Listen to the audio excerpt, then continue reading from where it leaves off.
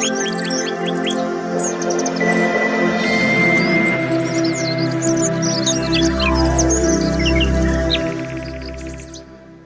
billahi minasyaitonir rajim. Bismillahirrahmanirrahim. Subhanalladzi khalaqal azwaja kullaha mimma tunbitul ardu wa min anfusihim wa mimma la ya'lamun. Wa qala ta'ala fi ayatil ukhra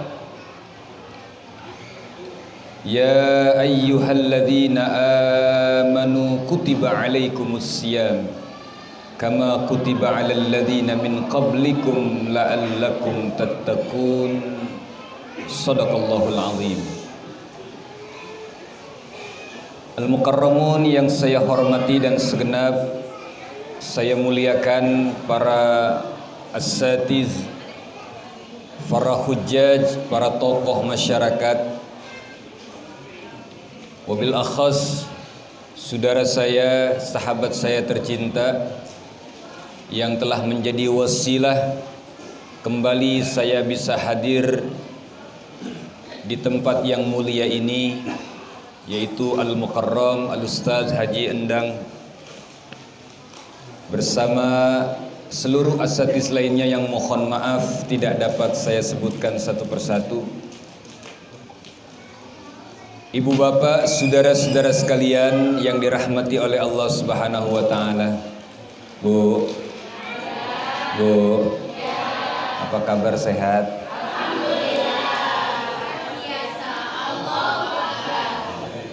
Kantongnya pada sehat semuanya.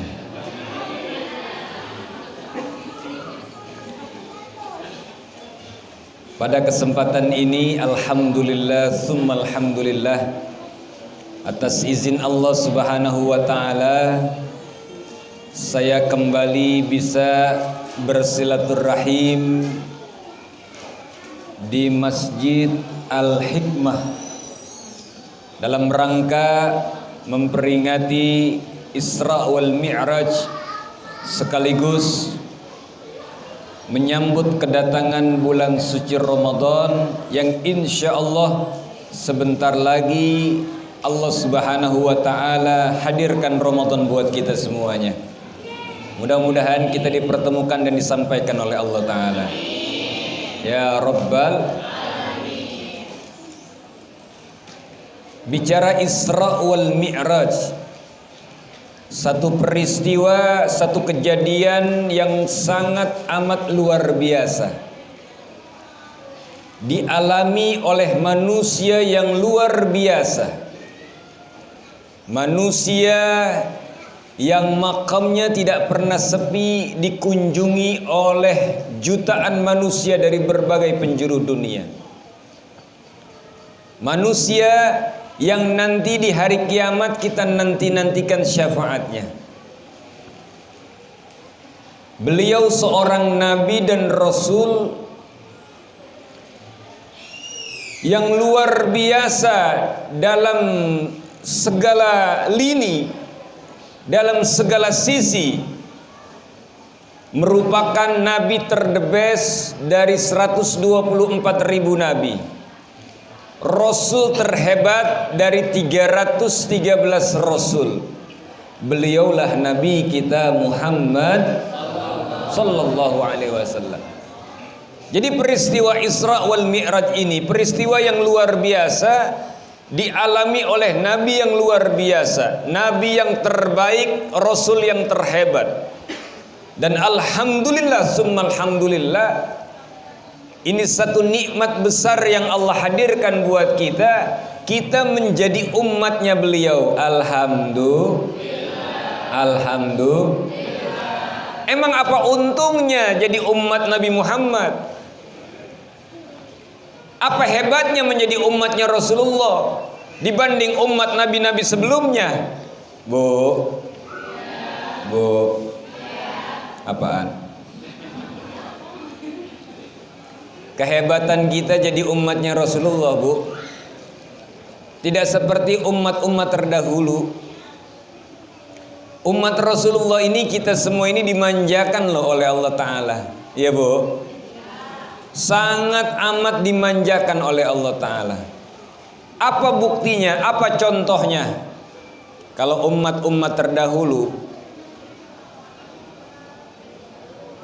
seumpamanya bajunya atau tangannya terkena najis, mohon maaf Bu, itu baju nggak bisa dicuci, itu tangan nggak bisa dicuci, bajunya harus buang, tangannya harus diseset.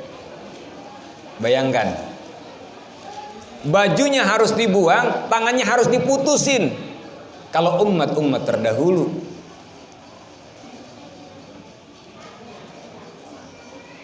kalau istrinya, maaf, dalam keadaan haid, tidak bisa tinggal satu rumah, harus dipisahkan,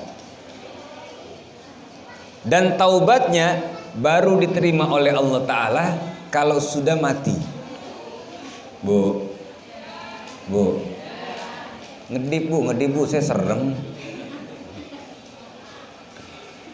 Tapi umat Nabi Muhammad sallallahu alaihi wasallam begitu dimanjakan oleh Allah Ta'ala, begitu dimuliakan oleh Allah Ta'ala, bahkan menjadi umat yang terbaik dari seluruh umat-umat sebelumnya. Alhamdulillah. Andai tangan ibu kena najis, harus diputusin gak tangannya Bu? Andai baju ibu kena najis, harus dibuang gak bajunya? Harus diapain? Cukup dicuci saja. Gak usah najis yang mukhaffafah. Sekalipun najisnya terbilang berat, najis mughallazah, berat, tapi cukup dicuci saja. Tidak perlu diputusin itu tangan, tidak perlu dibuang itu baju seperti umat-umat terdahulu. Ya Bu ya. Ya Bu ya. Kalau istri dalam keadaan haid ataupun nifas, gak perlu dipisah rumah ya Bu ya. Kita masih boleh tidur satu ranjang pun dengan istri sekalipun dalam keadaan haid, asalkan tidak melakukan hubungan itu saja. Umat terdahulu gak begitu, harus dipisah dari rumahnya, nanti kalau sudah suci baru balik lagi. Tapi umat Nabi Muhammad dimanjakan oleh Allah Ta'ala, luar biasa kita. Inilah salah satu kebanggaan kita, Allah mentakdirkan menjadi umat Nabi Muhammad sallallahu alaihi wasallam. Dihadirkan Rasul yang terhebat, dihadirkan Rasul yang terbaik dari seluruh Nabi dan Rasul. Alhamdulillah. Ibu bapak saudara-saudara sekalian, jamaah yang dirahmati oleh Allah Ta'ala, maka peristiwa Isra dan Mi'raj, kenapa ini menjadi peristiwa yang sangat luar biasa? Ini saya cerita peristiwa Isra dulu Bu ya. Luar biasanya karena dalam waktu yang singkat Rasulullah Nabi kita Muhammad sallallahu alaihi wasallam bisa melintasi 3 alam. Mekah, Aqsa itu alam manusia, alam indrawi. Dari Aqsa sampai ke langit ke-7 itu yang namanya alam malakut, alamnya para malaikat. Bertemu dengan para arwah nabi di sana. Dari langit ke-7 sampai Sidratil Muntaha, itu namanya alam lahud, alam ketuhanan. Hanya Rasul dengan Allah Subhanahu wa Ta'ala. Malaikat tidak bisa, nabi-nabi lain tidak bisa, kecuali Nabi Muhammad dan Allah saja. 3 alam itu beliau lintasi dalam waktu yang sangat amat singkat. Peristiwa luar biasa dialami oleh manusia yang luar biasa, itulah yang dikenal dengan peristiwa Isra Mi'raj. Kenapa kok Rasul di Isra dan di Mi'rajkan oleh Allah Ta'ala? Ibu bapak, kita perlu mengetahui tahun kejadiannya adalah tahun duka cita Rasulullah. Tahun kejadiannya adalah tahun duka cita Nabi, tahun kesedihan yang beliau alami. Kenapa beliau sedih? Pertama, di tahun itu paman tercinta beliau Abu Thalib dipanggil oleh Allah Ta'ala. Paman yang selama ini menjadi garda terdepan dalam perjuangan Rasulullah, yang selalu membela perjuangan Nabi Muhammad sallallahu alaihi wasallam, ketika itu meninggal dunia. Kemudian di tahun yang sama pula istri tercinta beliau Sayyidah Khadijatul Kubra kembali menghadap Allah Subhanahu wa taala. Maka tahun itu dikenal dengan tahun duka cita Rasulullah, tahun kesedihan Nabi. Saya mau tanya, Bu, ibu cinta nggak sama suami? Andai kata suaminya dipanggil duluan sama Allah, ibu sedih nggak? Serius? Sedih nggak, Bu? Nangis nggak? Nangis. Pak, gantian saya tanya bapak-bapak. Pak, ini bapak-bapak yang nyaut, yang istrinya ada di sini. Saya mau tanya, bapak jawab yang jujur. Bapak cinta nggak sama istri, Pak? Cinta dong, alhamdulillah. Masya Allah, ini pasangan-pasangan setia loh, Bu. Bapak cinta sama istri. Andai kata istri bapak kembali duluan menghadap Allah, bapak sedih nggak? Ada yang bilang enggak tuh, siapa tuh?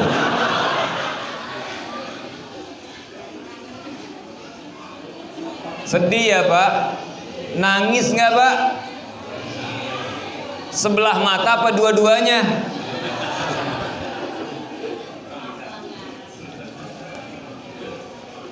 Karena ibu harus menyadari, Bu, naluri wanita sama laki-laki berbeda. Tuh beda dong Pak ya. Kalau laki-laki hanya mencintai, kalau perempuan biasanya ingin memiliki. Artinya kalau lakinya dia ingin miliki sepenuhnya. Tapi kalau suami kadang-kadang nggak seperti itu, Bu. Istrinya cakep, tetap masih cakepan istri orang katanya. Bukan bapak-bapak di sini, bukan. Bapak-bapak di kampung saya di Menteng, Bu. Cuma pindahan dari sini.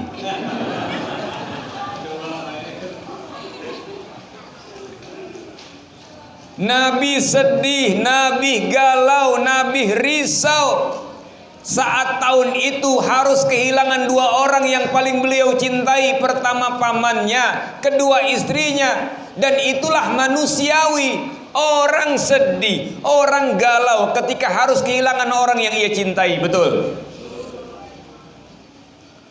Maka ada ungkapan, kalau sudah tidak ada baru terasa. Ya Bu ya. Kalau sudah tiada, bahwa kehadirannya sungguh berat aku rasa, sungguh berat aku rasa hidup tanpa dia. Kalau sudah tiada, kalau udah nggak ada baru terasa, ya Allah kehadirannya begitu luar biasa. Iya Bu ya. Maka masih ada suami kita, sayangi, rawat dengan baik ya Bu, layani dengan baik ya Bu. Ini yang sebelah sana kedengaran gak sih? Kedengaran ya, alhamdulillah. Sedihnya Nabi, galaunya Nabi, karena memang Allah mentakdirkan kita hidup tuh saling berpasang-pasangan. Subhanalladzi khalaqal azwaja kullaha mimma tumbitul ardu wa min anfusihim wa mimma la. Semua diciptakan oleh Allah berpasang-pasangan. Ada siang, ada pagi, ada sampai dijadiin rumah makan pagi sore. Ada laki-laki, ada. Semuanya itu diciptakan secara berpasang-pasangan untuk saling melengkapi, membutuhkan satu sama lainnya. Nih, biar enak ngomongnya, biar ceramahnya interaktif. Saya mau tanya, ibu jawab. Pertama ibu-ibu dulu. Bu, Bu, ini kan suami ibu ya. Ini laki-laki ya Bu ya. Ibu butuh nggak sama laki-laki? Jawabnya nggak kompak. Sekarang saya balik pertanyaan dulu ke bapak-bapak. Pak, bapak butuh nggak sama perempuan? Butuh apanya? Nabi Allah Adam di surga sendirian galau. Surga fasilitas lengkap, apapun ada, tapi nggak ada teman, galau. Akhirnya saat dimunculkan ibunda Hawa, tenang Adam. Alhamdulillah. Bapak tadi saya tanya, Bu, butuh nggak sama perempuan? Butuh katanya. Sekarang saya pertanyaan ini saya balik ke ibu. Saya tanya sama ibu-ibu. Ibu-ibu jawab yang kompak. Bu, ibu butuh nggak sama laki-laki? Butuh apanya?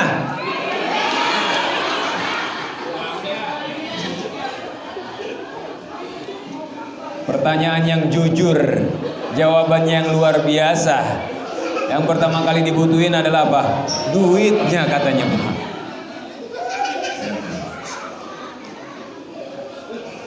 Kita saling melengkapi satu sama lainnya. Laki-laki butuh dengan perempuan, dan perempuan pun butuh sama laki-laki.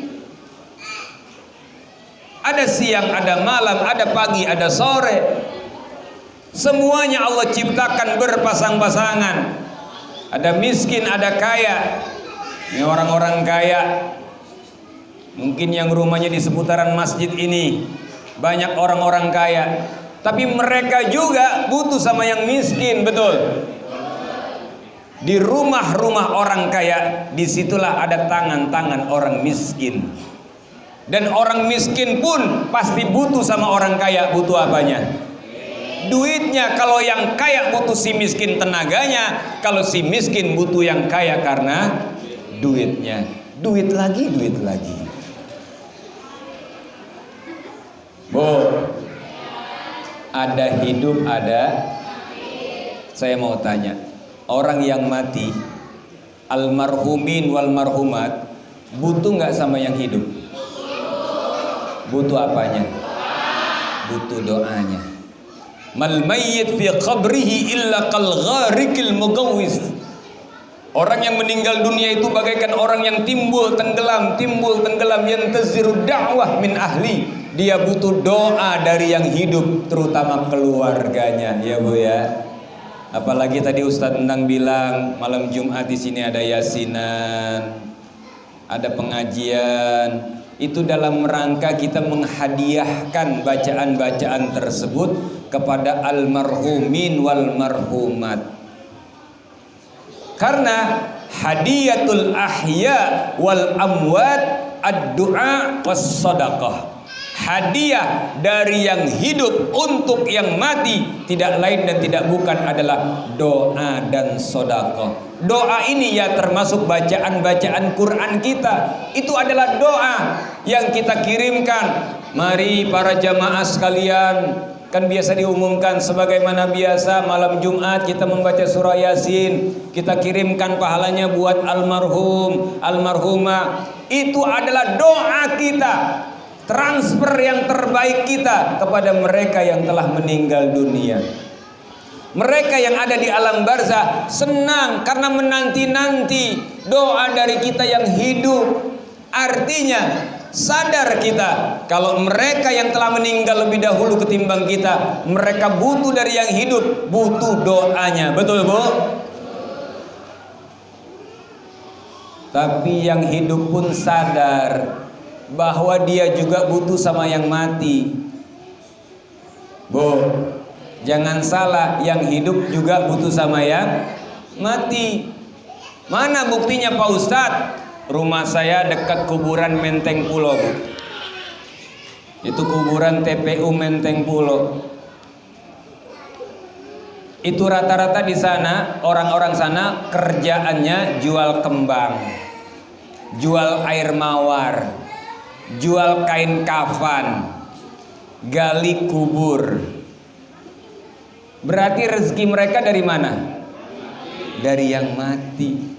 Mereka bisa menyekolahkan anaknya sampai kuliah lantaran pekerjaannya itu pekerjaan nungguin orang mati. Bu, rezekinya dari orang mati. Maka kalau saya lewat nih, kadang-kadang saya ketemu, Mas, gimana hari ini? Alhamdulillah Pak Ustadz, udah 3 lubang hari ini. Alhamdulillah menurut mereka. Perkara yang mati teman kita, saudara kita, keluarga kita nggak jadi urusan buat mereka. Yang penting, siapa yang mau beli kain kafan kalau nggak ada yang mati? Betul Bu? Siapa yang mau beli kembang kalau nggak ada yang mati? Siapa yang mau beli air mawar? Berarti rezeki mereka nungguin ada yang mati. Oh, kita sadar hidup ini saling melengkapi, hidup ini saling membutuhkan satu sama lainnya. Siapapun kita, sehebat apapun kita, seluas apapun pangkat dan kedudukan kita, seluas apapun harta kekayaan kita, setinggi apapun pangkat jabatan kita, seluas apapun ilmu kita, tetap kita butuh orang lain. Betul Bu? Bu, maaf ya Pak, ini ibu-ibu mulu. Kalau bapak mah anteng enak gitu. Ini yang rese kadang-kadang. Bu, ini saya bisa ngomong ini karena ada yang dengerin kan? Berarti saya butuh nggak sama ibu-ibu? Saya butuh nggak sama bapak-bapak? Butuh kita. Kita saling membutuhkan. Biarpun ceramah saya 3 jam loh di sini, menggelegar, berkobar, membakar sekalipun ceramah saya 3 jam, tapi yang dengerin gak ada barang hati. Tidak ada satupun yang mendengarkan. Paling-paling satpam lewat, itu Ustaz udah lama begitu tuh. Bener gak Bu? Kita membutuhkan. Ada imam besok tarawih tuh, besok insya. Kalau malam pertama kan semangat banget tarawihnya, betul? Kalau di kampung saya tuh kalau udah terawih malam pertama, umpama isaknya jam 7:30, itu jam 7 sajadahnya udah duluan, orangnya nggak ada. Oh sama, pada booking tempat katanya. Kalau malam pertama, semangat antusias luar biasa. Besok tarawih, kita sadar ada imamnya, ada makmumnya, betul? Sebagaimana kita sholat berjamaah. Si imam pasti butuh dengan makmum, makmum pun butuh dengan imam, saling membutuhkan. Ada imamnya, nggak ada makmumnya, mau mimpin tuyul. Ada makmumnya, nggak ada imamnya, nggak jadi sholat berjamaah, ya Bu ya. Maka dari itu harus saling melengkapi, saling membutuhkan. Sadar kita punya kesadaran itu loh. Jangan sampai merasa, oh saya yang paling hebat di komplek ini, oh saya yang merasa paling alim. Enggak, kita sama-sama saling membutuhkan, saling melengkapi satu sama lainnya, insya. Maka kita sadar sehebat apapun imam, dia punya makmum. Imam yang terbaik, imam yang mengerti situasi dan kondisi keadaan. Kata Nabi, idza amma ahadukumun nas falyukhaffif. Jika Anda menjadi seorang imam, maka ringankan bacaan Anda. Ini Nabi yang perintahkan, Bu. Kenapa demikian? Karena makmummu itu beragam. Ada orang tua renta yang kalau diri kelamaan asam uratnya kambuh. Ada orang yang sedang sakit baru pulih, kalau sujud kelamaan palanya kembali sakit. Ada anak muda yang punya hajat, ada ini ada itu. Maka ketika Anda menjadi seorang imam, memimpin jamaah, falyukhaffif, ringankan bacaan Anda. Sebab bahaya kalau jadi imam lama Pak. Bahayanya luar biasa. Jangankan orangnya, motornya dikenalin orang. Begitu lagi lewat, ini motor siapa nih? Ini kalau di Masjid Al-Hikmah imam lama nih, ini motornya nih. Motornya orang kenal. Kecuali Anda sholat sendirian, kata Rasulullah, falyutawwil ma syaa, panjangkan bacaanmu. Kalau sendirian tanpa ada yang mengikuti. Tapi kalau menjadi imam, banyak yang mengikuti dengan jamaah yang beragam, jangan egois ya Bu ya. Kebayang nggak di Al-Hikmah umpama sholat isya Bacaan selesai Fatihah Al-Waqiah sampai selesai. Rakaat kedua Ar-Rahman sampai habis. Salat Isya, Pak. Bapak mah ikut-ikut tapi hari itu doang. Besok-besok siapa imamnya? Dia lagi, mendingan sholat di rumah aja. Bener gak? Maka dari itu Nabi perintahkan, lain kalau kita sholat sendirian. Di sini tarawihnya berapa rakaat jumlahnya? 11 plus witir ya. Alhamdulillah. Ada di masjid sebelah 23 plus witir. Ini dua-duanya benar. Jangan merasa ini yang paling benar, itu bid'ah, jangan. Yang 23 ada dasarnya, yang 11 ada dalilnya, udah begitu. Yang nggak benar, yang nggak betul, yang nggak sholat, begitu aja. Ini kadang-kadang yang 11 menyalahkan yang 23, yang 23 nyalain yang 11, akhirnya orang ditepuk tangan di luar, anak muda, mendingan gua juga. Tuh yang sholat pada berantem, mendingan gua juga, mendingan gak sholat. Akhirnya begitu, Pak. Ini sholat subuhnya pakai kunut nggak? Pakai alhamdulillah. Ada masjid sebelah umpama Al-Hikmah pakai kunut, benar. Ada masjid sebelah namanya Istiqomah umpamanya nggak pakai kunut, betul. Ya Bu ya. Yang nggak bener, yang nggak betul, udah begitu aja, ngapain harus diributin? Sebab bukan syarat syahnya kunut gitu. Sekalipun mazhab kita Imam Syafi'i, kalau nggak pakai kunut pada saat sholat subuh, maka kudu diganti dengan sujud syahwi. Karena kunut di dalam mazhab Syafi'i ini merupakan sunnah ab'ad yang apabila ditinggalkan maka kudu ganti dengan sujud syahwi. Sementara saudara-saudara kita pengikut mazhab lain, dia sholat subuh nggak pakai kunut, biarkan saja. Ya Bu ya, nggak usah diperdebatkan, nggak usah harus berantem. Ini kita alhamdulillah, tadi saya bicara sama Ustadz Endang, ini Masjid Al-Hikmah doyan maulid, alhamdulillah, doyan salawatan, doyan marhabanan, alhamdulillah, doyan yasinan, alhamdulillah. Sebab jarang loh Pak Bu di komplek yang bikin perayaan maulid, apalagi malam Jumatnya yasinan, jarang sekali gitu loh.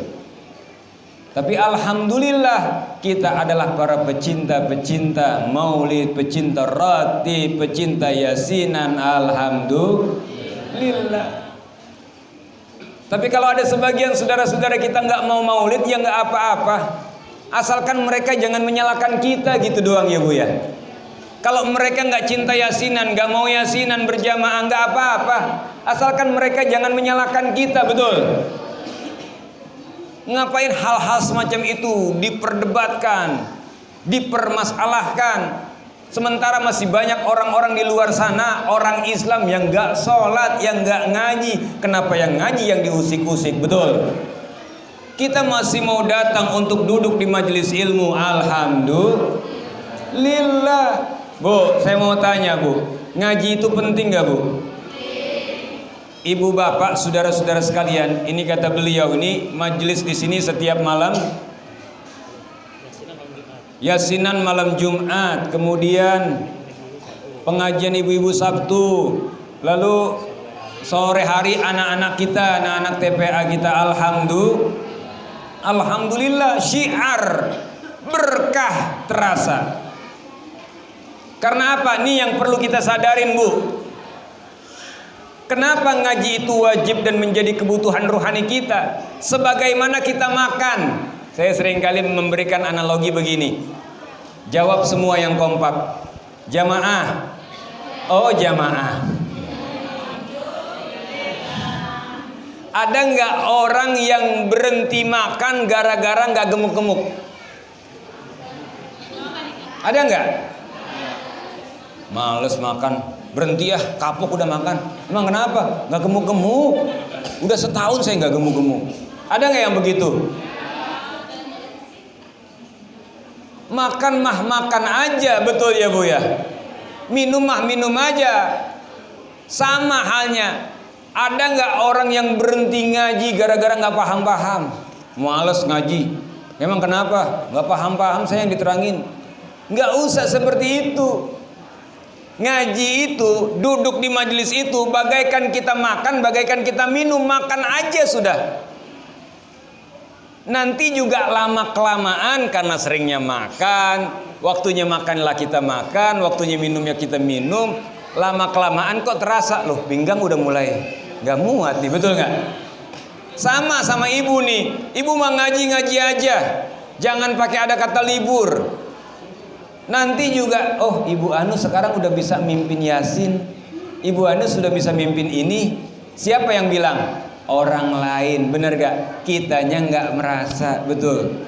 Ini kadang-kadang ada orang ngaji. Ini kan ngaji itu tingkat kepahaman beda-beda. Jangan sampai kapok ngaji gara-gara nggak paham-paham. Ada orang berhenti ngaji, kenapa kok berhenti ngaji? Oh ustadznya nyinggung.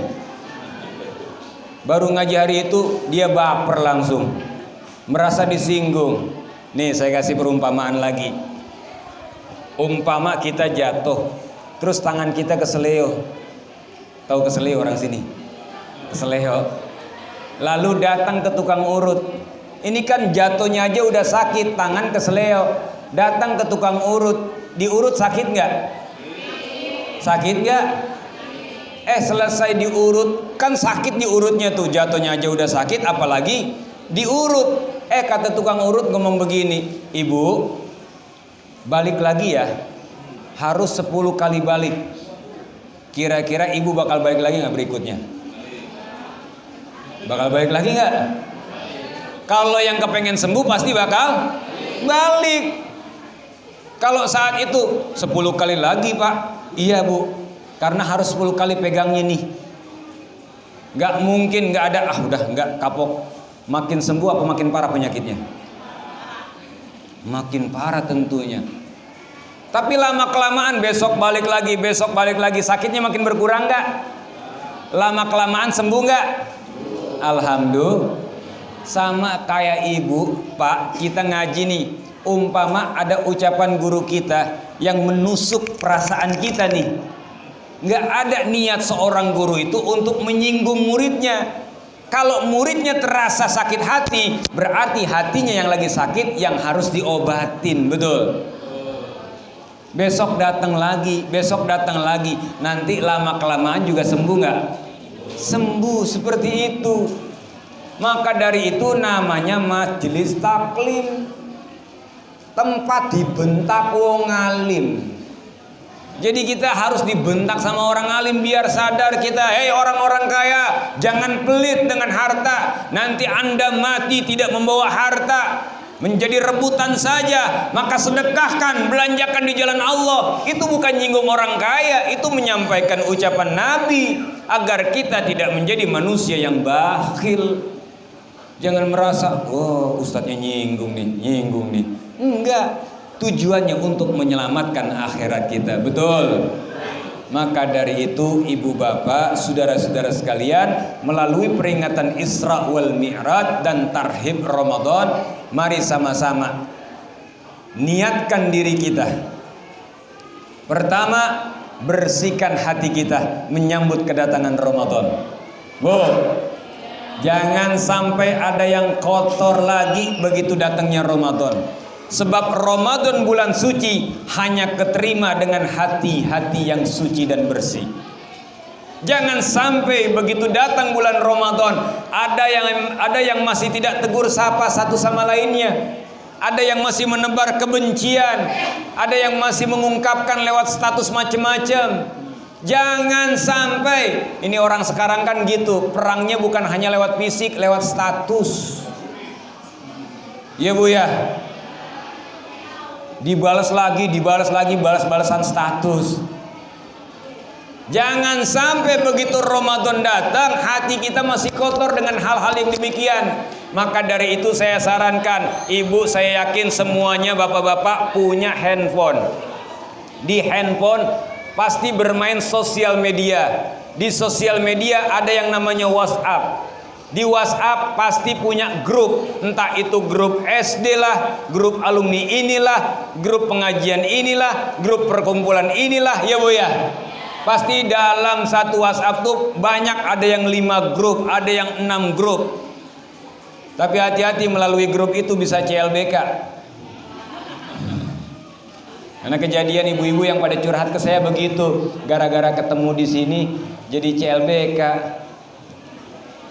Gara-gara ketemuan di sini jadi CLBK. Apa itu? Cinta lama beli ketoprak katanya.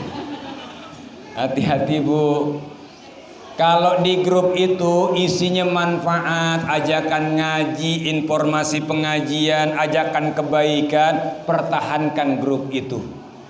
Tapi kalau dalam grup itu isinya ghibah, isinya fitnah, isinya namimah, isinya adu domba satu sama lainnya, istrinya ngomongin kejelekan orang, berarti itu grup nggak ada faedahnya, grup nggak ada manfaatnya. Hapus dari kita, ya Bu ya, hapus dari handphone kita. Karena apa? Mungkin kita ikut menyimak aja. Saya kan nggak ngetik apa-apa Pak Ustadz, saya cuma nyimak doang, saya cuma baca doang. Awalnya mungkin kita baca, lama kelamaan terpancing, tangan kita gatal juga, ya Bu ya. Maka menjaga itu lebih baik daripada nanti pada akhirnya kita sakit hati kita gara-gara seperti itu. Ya Bu, itu masuk bulan Ramadan, yuk bersihkan hati kita, sucikan jiwa kita. Yang kedua, ini yang terakhir Bu, karena nanti habis zuhur saya masih ada acara lagi. Yang kedua, terakhir, memasuki bulan Ramadan, siapkan ilmu. Bu, udah ngantuk ya? Belum. Siapkan ilmu. Karena Ramadan itu bulan ibadah. Ibadah itu tanpa ilmu tidak ada manfaatnya sama sekali. Bahkan mardudatun la tuqbalu, ditolak alias tidak diterima. Maka siapkan ilmu. Ilmu apa? Ilmu seputar puasa.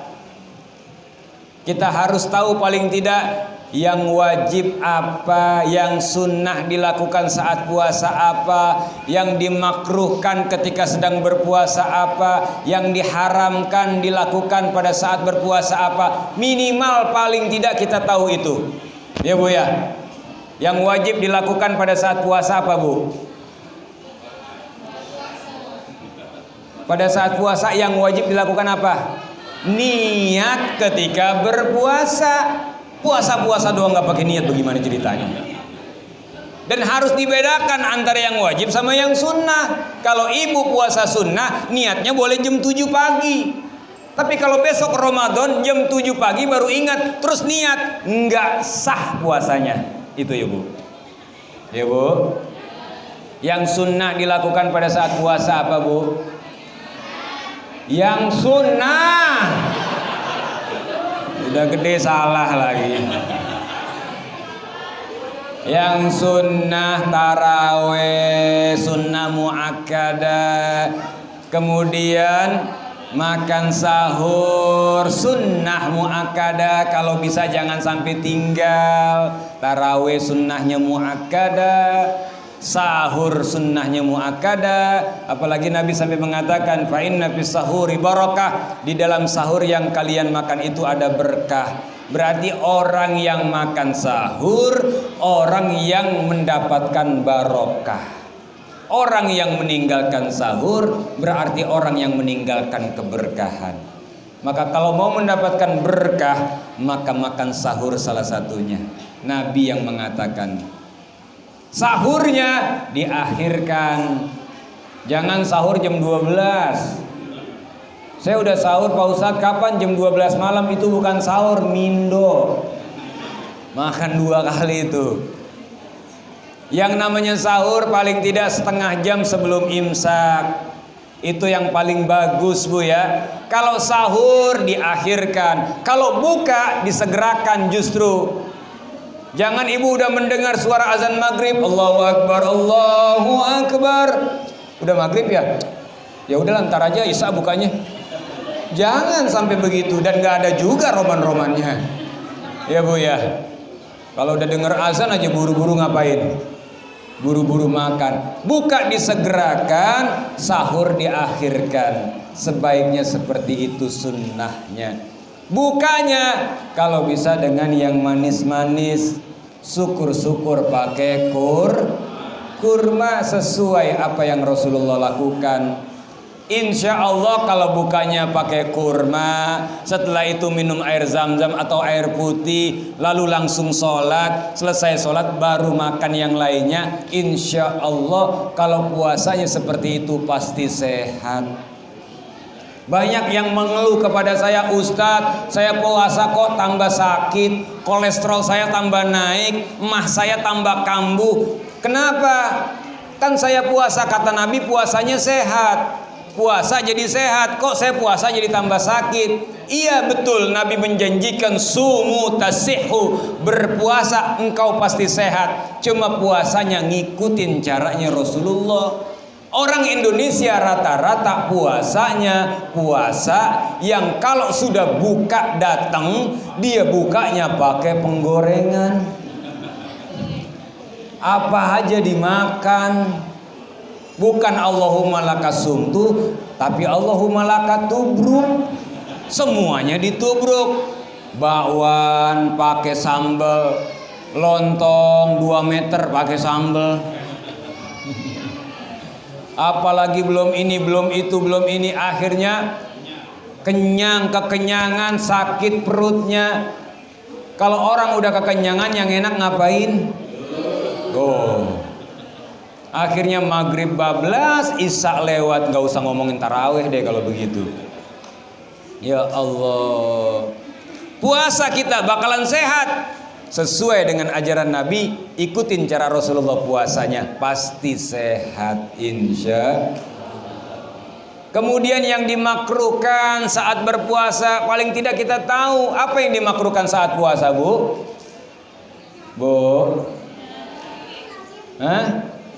Gosok gigi, bersiwak pun sudah ba'da zawal. Kalau udah siang nggak boleh bersiwak, makruh. Gosok gigi makruh, ya Bu ya. Mencium aroma makanan sampai meresap, makruh tuh Bu. Dirasakan, dinikmati. Itu orang yang sering asam lambungnya naik suka begitu tuh. Siang-siang ngendus bau nastar, kebawa deh tuh. Nah itu sering banget asam lambungnya naik. Untuk puasanya nggak sehat. Meresapi aroma makanan, minuman, itu menimbulkan makruh dilakukan saat berpuasa. Yang terakhir, apa yang diharamkan ketika sedang berpuasa? Makan minum, ya Bu ya. Berhubungan suami istri di siang hari Ramadan. Bukan saja haram, tapi mendapatkan ganjaran yang besar dalam sisi sanksi, ya Bu. Kalau sampai melakukan itu di siang hari, maka dia wajib puasa 2 bulan berturut-turut. Itu merupakan ganjaran sebagai sanksi konsekuensi atas dosa yang dilakukan. Paling tidak itu ilmu itu yang kita pahami, sehingga puasa kita benar-benar berkualitas. Ya Bu, jangan sampai puasa sama puasa tapi nggak mengerti ilmunya, pada akhirnya puasa kita sia-sia semuanya. Nauzubillah min. Nah mudah-mudahan apa yang saya sampaikan siang hari ini insya Allah ada manfaatnya buat saya dan juga buat kita semua dalam rangka Isra dan Tarhib Ramadan di masjid yang kita cintai ini. Maka kesimpulannya, ayo siapkan Ramadan. Cukup siapkan 2, siapkan hati kita dari berbagai macam kotoran jiwa. Yang kedua, siapkan ilmu kita. Insya Allah Ramadan ini benar-benar menjadi Ramadan yang penuh dengan makna. Amin ya Rabbal. Al-Fatihah. A'udzubillahi minasyaitonirrajim. Bismillahirrahmanirrahim. Alhamdulillahi rabbil alamin arrahmanir rahim maliki yaumiddin. Iyyaka na'budu wa iyyaka nasta'in ihdinas siratal mustaqim Siratal ladzina an'amta 'alaihim ghairil maghdubi 'alaihim waladdallin. Amin. Ibu bapak, ini saja yang dapat saya sampaikan, kurang dan lebihnya mohon dimaafkan. Wallahul muwaffiq ila aqwamit thoriq. Wassalamualaikum warahmatullahi wabarakatuh.